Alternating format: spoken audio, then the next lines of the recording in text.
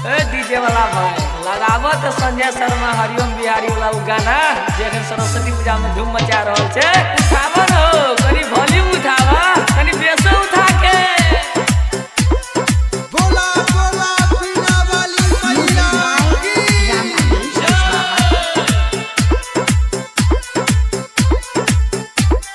मार देबो गोली यदि बाजे में भसान में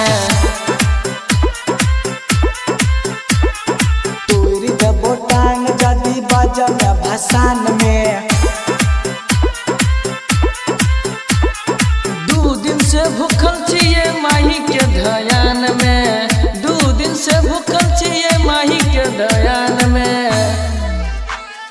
तोरी दबो टांग जदी बाजा में भसान में।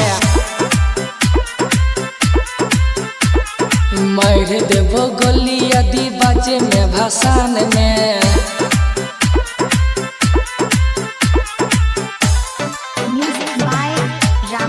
मिक्स बाय हरिओम बिहारी बिहारी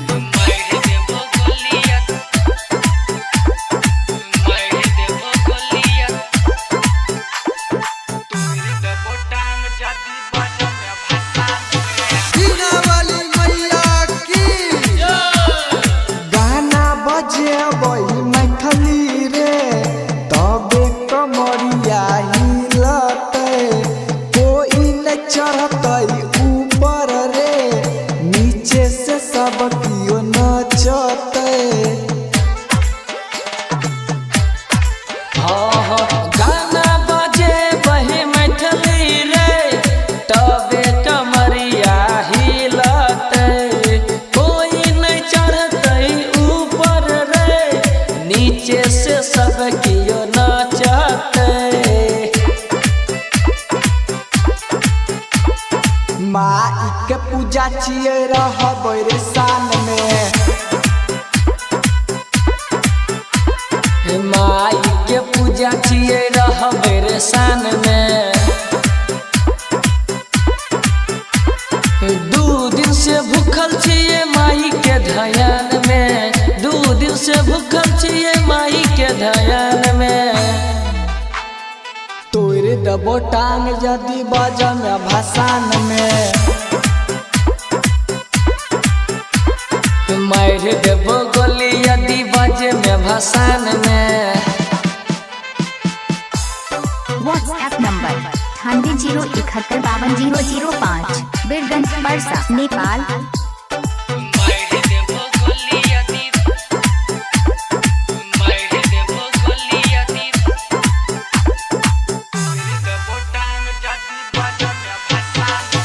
बीना वाली मैया की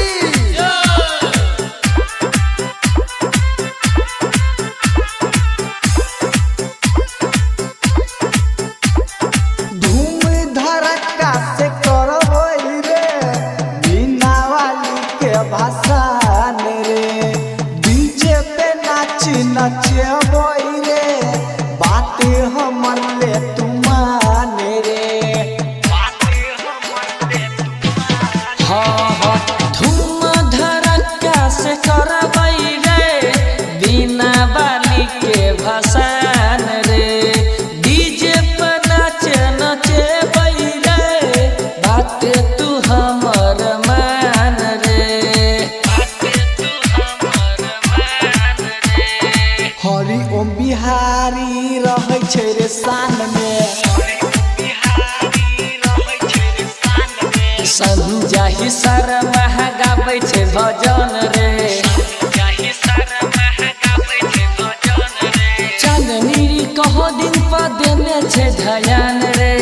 चांदनी कहो दिन पर देने छै ध्यान रे। 2022 में हेतै चैनल हिट रे।